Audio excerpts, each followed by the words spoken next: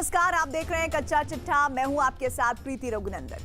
पाकिस्तान की संसद में खड़े होकर इमरान के वजीर ने पुलवामा आतंकी हमले का सच पूरी दुनिया के सामने कबूल किया।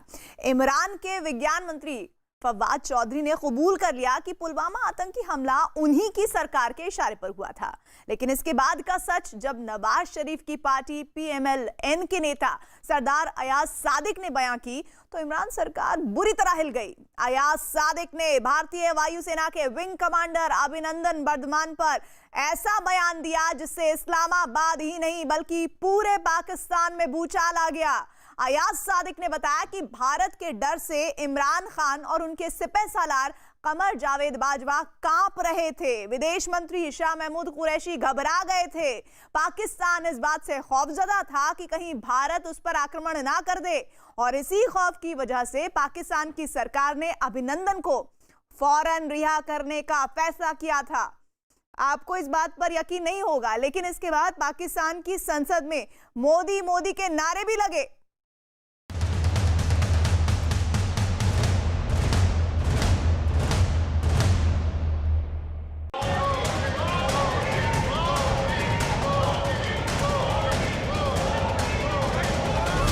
शाह महमूद साहब ने कहा, फॉरेन मिनिस्टर साहब ने, कि खुदा का वास्ता है अब इसको वापस जाने दें, क्योंकि 9 बजे रात को हिंदुस्तान पाकिस्तान पे अटैक कर रहा है। ये इतना संजीदा मसला है। आज मैं आपके पाकिस्तान के खौफ के 2 सबूत।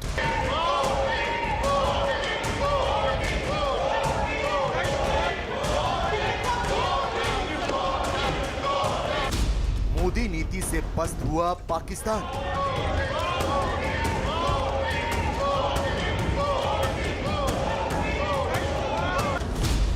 जब डर से कांपे पाकिस्तान के सेना प्रमुख कर दी और चीफ ऑफ आर्मी स्टाफ तशरीफ लाए। पैर कांप रहे थे, पसीने माथे पे थे। अभिनंदन के आगे नतमस्तक पाकिस्तान।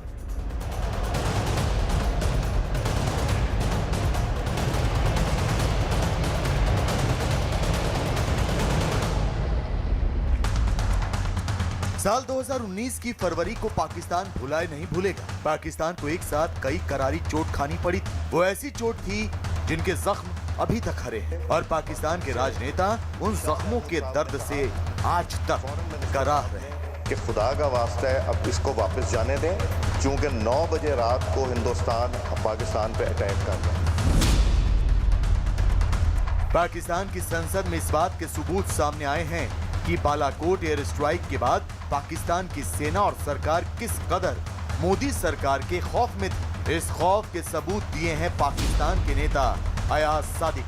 अयाज सादिक पाकिस्तान संसद के पूर्व स्पीकर रह चुके हैं। उन्होंने संसद में जो बयान दिया वो ये जताने के लिए काफी है कि जंग की धमकी देने वाला पाकिस्तान कितना डरा हुआ है। मुझे याद है शाह महमूद कुरैशी साहब उस मीटिंग में थे जिसमें प्राइम मिनिस्टर साहब ने आने से इनकार कर दिया और चीफ ऑफ आर्मी स्टाफ तशरीफ लाए।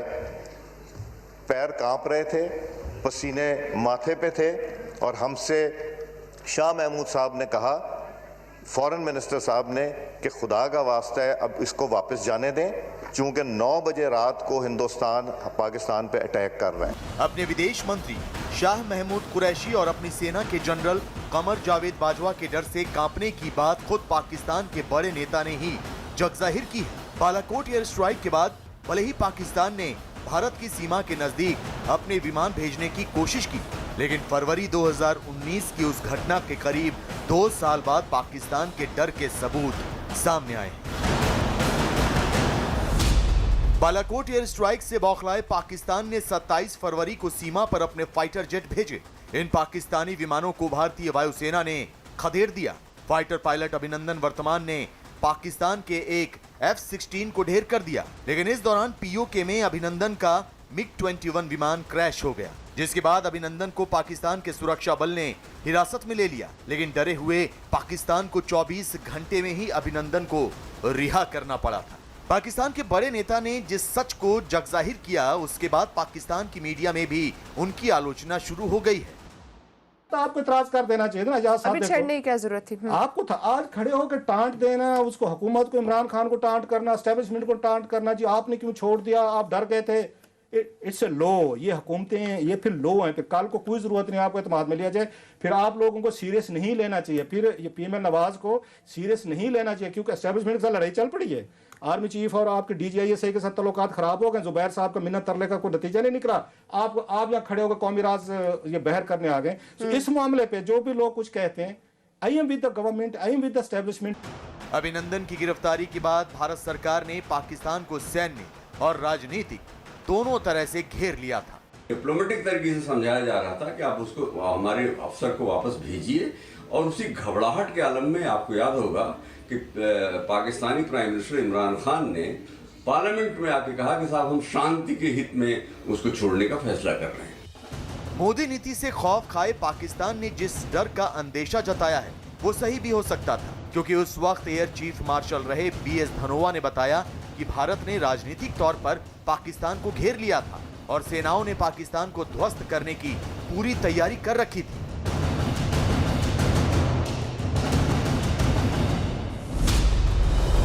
सत्ताईस फरवरी 2019 को अभिनंदन पाकिस्तान में गिरफ्तार हुए थे। इसके बाद पाकिस्तान ने अभिनंदन का वीडियो जारी किया। अभिनंदन की खबर मिलते ही भारत ने पाकिस्तान पर राजनीतिक दबाव बनाया। बातचीत के बाद अमेरिका ने कहा कि भारत बड़ा कदम उठा सकता है। भारत के कड़े रुख से पाकिस्तान की सरकार और सेना के मन में डर बैठ गया। इस बीच भारतीय सेनाओं ने युद्ध की तैयारी पूरी कर ली। अगर पाकिस्तान अभिनंदन को रिहा न करता तो पाकिस्तान की अग्रिम टुकड़ियों के सफाई की तैयारी हो चुकी थी। सरकार के कड़े रुख और सेना की उस वक्त की तैयारी की जानकारी खुद एयरफोर्स के पूर्व चीफ ने दी। जैसे आपको पता है कि आहूजा भी इजेक्ट किया था सक्सेसफुली, पर उसको ग्राउंड पे स्मॉल आर्म्स फायर से उसको मार दिया गया। तो उस पर जो प्रेशर बना है इंडियन गवर्नमेंट की तरफ से ऑन पाकिस्तान, वो डिप्लोमेटिक है, वो पॉलिटिकल है, पर मिलिट्री पोस्चर जो था, हमारा मिलिट्री पोस्चर जो था, कि फौज किस तरह से बैठी हुई थी, वो ऐसे उनको लग रहा होगा कि अभी इमीडिएटली स्ट्राइक करेगी। और जो उन्होंने 27 फरवरी को हमले किए थे वो नाकाम रहे थे, पर अगर सपोज गॉड फॉरबिड वो सक्सेसफुल हो जाते तो हमारे पास इतनी क्षमता थी कि उनके जो फॉरवर्ड ब्रिगेड्स हैं उनको हम उनको हम खत्म कर देते।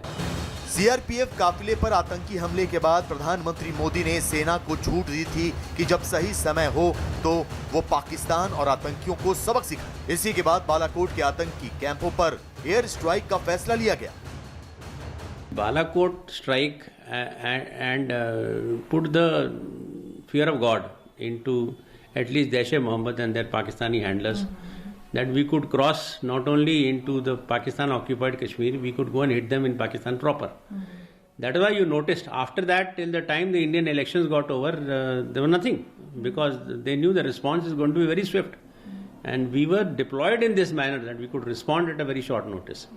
पाकिस्तान की संसद से पाकिस्तान सरकार और सेना के डर को जगजाहिर करने वाला बयान उस वक्त सामने आया है जब बिहार में विधानसभा चुनावों का प्रचार जोरों पर है। बिहार चुनाव में बीजेपी के लिए बेरोजगारी और विकास तो एक मुद्दा है ही, लेकिन राष्ट्रवाद भी एक बड़ा मुद्दा बन गया है।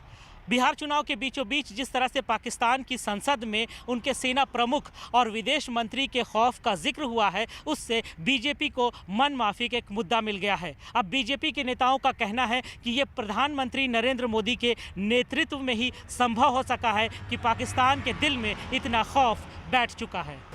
पाकिस्तान के बड़े नेता का कबूलनामा सामने आते ही बीजेपी ने इसे आधार बनाते हुए विपक्ष पर हमले शुरू कर दिए। बीजेपी अध्यक्ष जेपी नड्डा ने ट्विटर पर राहुल गांधी को घेरते हुए लिखा कि कांग्रेस के शहजादे को भारत की किसी भी चीज पर विश्वास नहीं है, चाहे वो सेना हो, सरकार हो या हमारे लोग हो, तो वो अपने सबसे भरोसेमंद देश पाकिस्तान की ही सुन लें। उम्मीद है कि अब तो उनकी आंखें खुलेंगी। जेपी नड्डा के ट्वीट के बाद बीजेपी नेताओं ने एक एक करके विपक्षियों को घेरना शुरू कर दिया। राहुल गांधी, कांग्रेस पार्टी, कुछ अपोजिशन पार्टीज, बार बार आरजेडी जैसी पार्टियां जो इसको गलत तरीके से पेश कर रही थी, सबूत मांग रही थी। आज सबूत हमने तो दिया ही, लेकिन जहां दुश्मन मुल्क जहां हमने नस्तनाबूद किया तो उसने भी सबूत इन लोगों को तोहफे के तौर पे दिया ताकि इनके मुंह पे एक देश की जनता चमाट मारे। बीजेपी नेता संबित पात्रा ने लिखा कि चीन की घुसपैठ के मुद्दे पर सवाल उठाने वाले राहुल इस बयान से समझ लें कि भारत सरकार किस तरह देश की सुरक्षा में जुटी है। हिंदुस्तान के सेना की, भारत के शौर्य का किस प्रकार वहां पाकिस्तान में खौफ है, डर है। आज 2-3 विषय उठते हैं। पहला विषय उठता है कि हिंदुस्तान के आम जनता को, हिंदुस्तान के निवासियों को कभी शक नहीं, एक ऐसा शहजादा है जो कभी कभी हिंदुस्तान का शहजादा कम और पाकिस्तान का शहजादा ज्यादा नजर आता है। पाकिस्तान के मुद्दे पर बीजेपी के हमले के बाद कांग्रेस भी बचाव में आई और बीजेपी पर पलटवार किया। बगैर बुलाए मेहमान के तौर पर दावत खाने और जन्मदिन मनाने पाकिस्तान मनमोहन सिंह जी नहीं गए, 10 साल नरेंद्र मोदी जी गए थे और उसका रिटर्न गिफ्ट हमें मिला था पठानकोट का उग्रवादी हमला। ये संयोग ही है कि पाकिस्तान की संसद से निकले ये बयान बिहार चुनाव के दौरान आया और बीजेपी अब देश हित के इस मुद्दे को और उभार रही है ताकि राष्ट्रवाद की भावना से उसे बिहार चुनाव में फायदा मिल सके। पाकिस्तानी नेता का जो बयान है, जो सरदार सादिक साहब का जो बयान है, उसको भारत में, बिहार में चुनाव चल रहा है, वहाँ पे अब कांग्रेस के खिलाफ बीजेपी वाले ट्वीट कर रहे हैं, भाषण कर रहे हैं, उसका इस्तेमाल कर रहे हैं, वो करेंगे क्योंकि उस वक्त राहुल ने जो खैबर पख्तूनख्वा में जो बालाकोट में एक्शन हुआ था उसी पे सवाल उठा दिए थे, तो उसकी कीमत उनको देनी पड़ेगी। मोदी के नाम पर चुनाव लड़ने वाली बीजेपी पाकिस्तान से निकले इस बयान पर भले ही सियासी घमासान छेड़ चुकी हो, लेकिन पाकिस्तान की परेशानी यह है कि उसकी संसद में भी मोदी नाम के नारे गूंजने लगे हैं।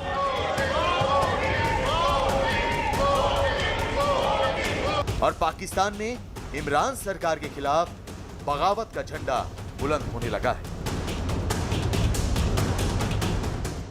अब सोच सकते हैं, पाकिस्तान की संसद में मोदी मोदी के नारे लगना अब आम हो चला है। इससे पता चलता है कि किस तरह इमरान सरकार मुसीबतों में घिरी हुई है। लेकिन इमरान खान नियाजी के लिए परेशानी का सबब सिर्फ इतना ही नहीं है, बल्कि उनकी सरकार के खिलाफ विपक्ष के साथ साथ आम जनता ने भी विद्रोह का झंडा बुलंद कर दिया है। बलूचिस्तान की जनता इमरान सरकार और वहां की सेना के खिलाफ बगावत का बिगुल फूंक चुकी है। रावलाकोट में पाकिस्तान सेना की एक करतूत ने बलोच अवाम का आक्रोश चरम पर पहुंचा दिया है। अब बलूचिस्तान के लोग पाकिस्तान से अलग आजाद मुल्क बनाने की मांग करने पर लगातार अड़े हुए हैं। यही नहीं, पाकिस्तान की संसद तक बलोच लोगों की आवाज गूंजने लगी है, जिससे इमरान और बाजवा की बेचैनी पहले से कहीं ज्यादा बढ़ गई है।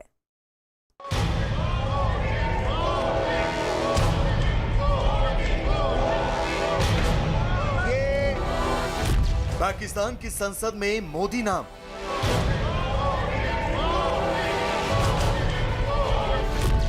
मोदी मोदी के नारे से जले इमरान, अपने ही संसद में इमरान का अपमान।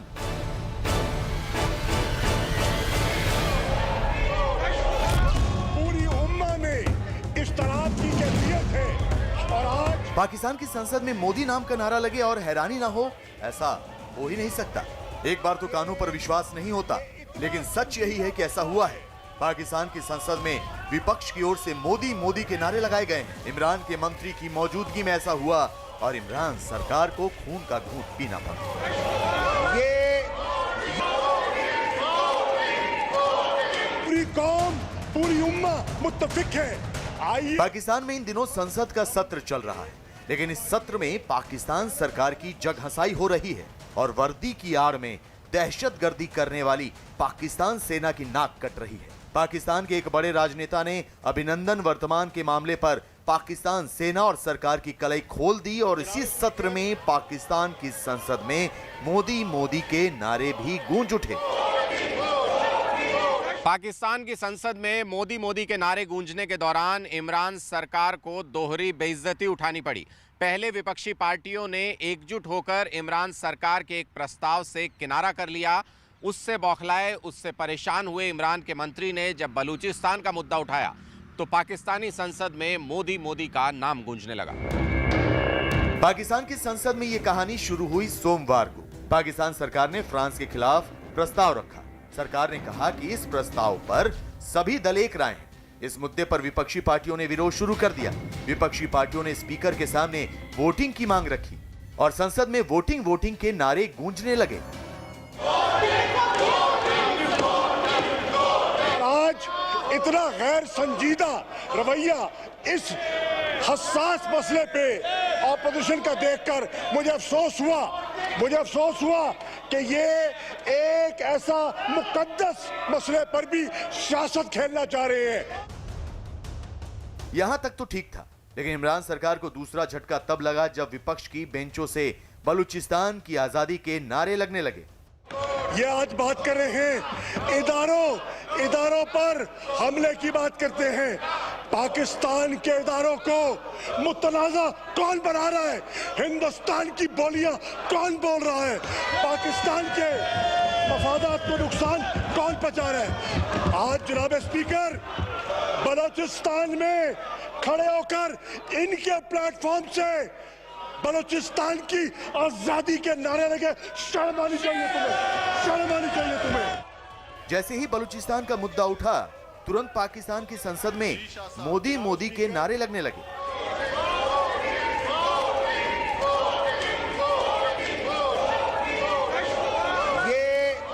ये इतना संजीदा बहाना। विपक्ष के इस दांव से शाह महमूद कुरैशी तिलमिला उठे। इसके बाद एक बार नहीं, कई बार और कई तरह से पाकिस्तान की संसद में मोदी का नाम गूंजा।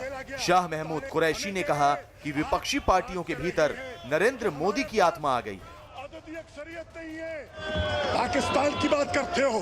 आज मुझे लगता है और मुझे कहने दीजिए, नरेंद्र मोदी की रूह इसमें मुंतकिल हो गई है। पाकिस्तान की सबसे बड़ी पंचायत में पाकिस्तान के सबसे बड़े नेता को बलोच नेताओं ने उसकी हैसियत दिखा दी। उन्होंने जता दिया कि इमरान से ज्यादा भरोसा बलोच नेताओं को मोदी सरकार पर है। उस दौर में पाकिस्तान की संसद में और अक्सर मोदी के नारे लगते हैं कि जो वहां पे जो बलूचिस्तान में आज़ादी की लड़ाई चल रही, जो सिंध में तमाम लोग जो आज़ादी की लड़ाई के पैरोकार हैं और वे लोग मोदी को हीरो मानते हैं और वो नारे लगते हैं।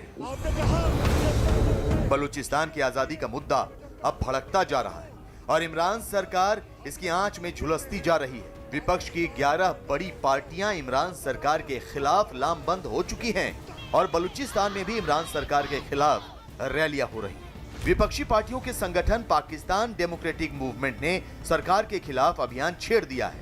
बलूचिस्तान में भी पीडीएम की कई रैलियां हो चुकी हैं। एक रैली में जमीयत उलेमाए पाकिस्तान के नेता ओवैस नूरानी ने बड़ा बयान दिया है। नूरानी ने बलूचिस्तान को आजाद देश बनाने की बात कही है। पीडीएम की रैली से सबके सामने ओवैस नूरानी ने यह बयान दिया है। डाकू, लुटेरे और गासिब, इन लोगों से आपको निजात दिलानी है। हम चाहते हैं बलूचिस्तान एक आजाद रियासत हो। आज बलूचिस्तान का माहौल ऐसा ही है जैसे आप किसी पसमानदा इलाके में आ गए हैं। इसके बाद से पाकिस्तान की संसद में बलूचिस्तान का मुद्दा भड़क उठा है। इसी मुद्दे पर इमरान सरकार को विपक्ष ने घेरा और संसद में मोदी गूंजने लगा। इमरान खान नए पाकिस्तान का नारा देकर सत्ता में आए थे। लग रहा है कि पाकिस्तान बदल तो रहा है, लेकिन उनके मन मुताबिक नहीं। इसलिए अब इमरान खुद ढोल बजाते फिर रहे हैं कि नया पाकिस्तान रातों रात नहीं बनेगा। मुझे लोग कहते हैं जी, जब से मैं अभी 2 साल 26 महीने हुए हैं, इमरान साहब किधर गया जी नया पाकिस्तान? मैं उन लोगों को समझा के थक गया हूं कि नया पाकिस्तान एक स्विच नहीं है। गवर्नमेंट आई, स्विच हुआ तो नया पाकिस्तान बन गया। ये फेरी टेल्स में ऐसी चीजें होती हैं।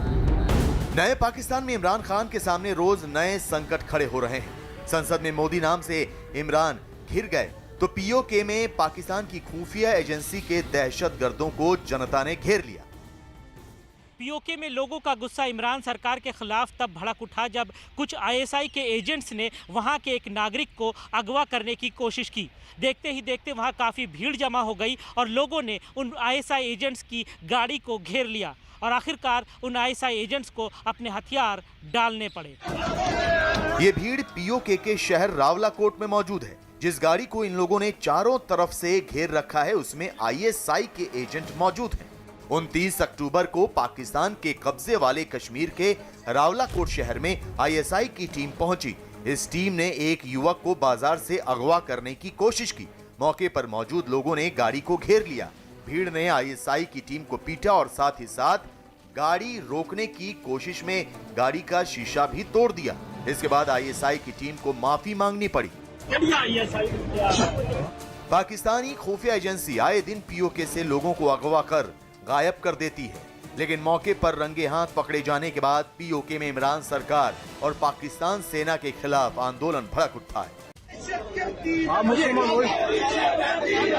थाने में पहले जाते यहाँ से कांस्टेबल का थाना। चीन से हाथ मिलाकर पीओके को कंक्रीट से तबाह करने की ठान चुकी पाकिस्तान सरकार के खिलाफ पहले ही लोगों में गुस्सा है। अब आंदोलन एक बार फिर भड़क उठा है। इस बार बलूचिस्तान और पीओके यानी दो तरफा इमरान सरकार घिरी हुई है। जो लोग कश्मीर को पाकिस्तान में नहीं मिलाना चाहते वो लोग उनके साथ हैं, वो लोग उनके खिलाफ हैं और उनकी आज़ादी की लड़ाई चल रही है। तो उसमें भी भारत को एक सेवियर के रूप में देखा जाता है, क्योंकि भारत कश्मीर को पाकिस्तान के पास नहीं रहने देना चाहता। वो भी देखते हैं कि जो हिस्सा कश्मीर का भारत में है वहाँ पे खुशहाली ज़्यादा है और दूसरी तरफ हालात खराब हैं। इमरान खान की सरकार पर इंटरनेशनल दबाव तो पहले की तरह ही बने हुए हैं, लेकिन विपक्षी पार्टियों के एकजुट होने से और बलूचिस्तान के साथ साथ पीओके में आजादी के नारे भड़कने से इमरान और बाजवा की टेंशन और भी बढ़ गई।